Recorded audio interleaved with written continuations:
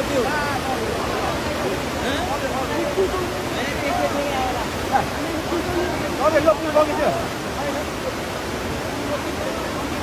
पुलै लिएर आएर चाहिँ सिङ्गो पुल आएर